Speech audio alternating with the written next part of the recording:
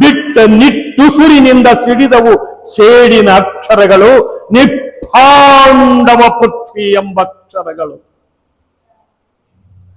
ಸಂತೈಸಿತು ನನ್ನ ಆ ದ್ರೋಣರ ಶೋನ್ಬಳಿಗೆ ಬಂದು ಕಂಡೆನೆ ಗರ್ಭವಾದ ಪಾಂಡವಂಶ ಪ್ರವಾಹವನ್ನು ಖಂಡಿಸಲು ನುಡಿದದು ಆ ಹೆಣದ ತೆರೆದ ಬಾಯಾಗಿ. ಸಿದ್ಧನಾಗೋ, ಕರ್ಮಕ್ಕೆ ತಕ್ಕ ಪ್ರತಿಫಲಂ.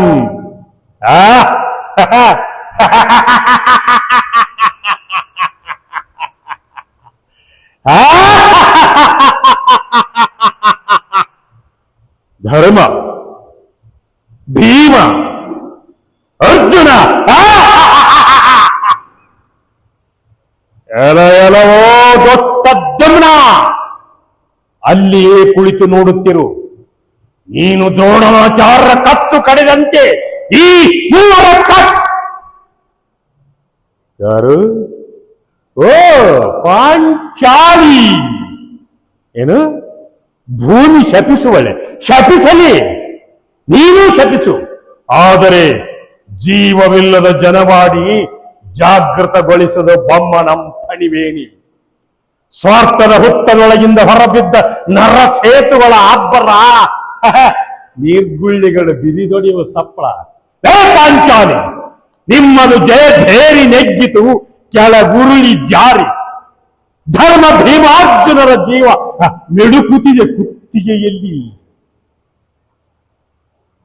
ಹೆಂಗಸಿನ ಹತ್ಯೆಗೆ ಹೇಸುತ್ತಿದ್ದರು ಹಸಿದಿರುವ ಈ ಕೂರ್ಗಳಿಗೆ ನೀನೊಂದು ಸವಿಗೂಳು.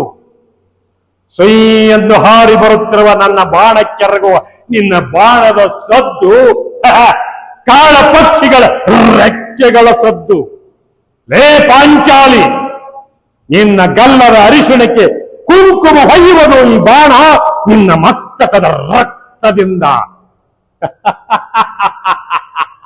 ಓ ಕೃಷ್ಣದೇವ, ದೂರಾಗು ದೂರಾಗು ಪಾಂಡವ ಪಕ್ಷ. ಈ ಅಶ್ವತ್ಥಾಮ ಕರ್ತವ್ಯ ದಕ್ಷ, ಭೀಷ್ಮ ದ್ರೋಣರಂತೆ ಬಿಲ್ಲು ಬಾಣಗಳನ್ನು ಚೆಲ್ಲಿ ಕೂಡುವವನಲ್ಲ. ಈ ಪಾಂಡವರೆಲ್ಲ ಧನುರ್ಧಾರಿಗಳಾಗಿ ನಿಂತರು. ದುರ್ಯೋಧನನ ದೀರ್ಘನಿದ್ದೆಯಲ್ಲಿ ದ್ವಾಪರದ ಕಡೆಯ ದಿನಗಳಲ್ಲಿ ನಾನು ನಾನು ನಾನು ನಿರ್ಮಿಸಿರುವ ಈ ರಕ್ತರಾತ್ರಿಯಲ್ಲಿ ಮುಸುಗಿ ತರಂಗ ತರಂಗವಾಗಿ ಹಬ್ಬಿ ಬೋರಿಡುವ ಸಮುದ್ರದ ಭಾಂಕಾರದಲ್ಲಿ ಒಳಗೆ ಬಂದೆ ಹೋದನ್ನ ವೀರವಾಣಿ. ಅದಕ್ಕೆ ಅದರವಾದ ಭಾರತದ ಶೈಲ ಶ್ರೇಣಿ. ಇದಕ್ಕೇನು ಉತ್ತರ ಕೊಡಬಲ್ಲಳು ಈ ಪಣಿವೇಣಿ?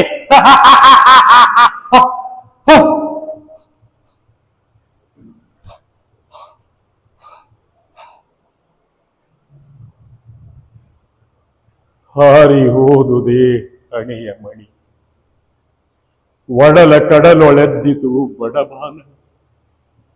ಬೆಂಡು ಬೆಂಗಣೆಯಂತಾಯ್ತು, ಹೂವು ಹಾವೆಂತಾಯ್ತು ಹರಿಯೇ.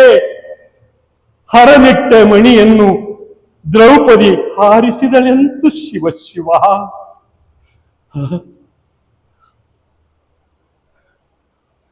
ಪಕ್ಷಿ ಗಮನನಾದ ನಿನ್ನನ್ನೇ ತನ್ನ ಭಕ್ತಿ ಸೂತ್ರದಿಂದ ಕಟ್ಟಿದ ಈ ದ್ರೌಪದಿಯೇ ಧನ್ಯಾತ್ಮಳು.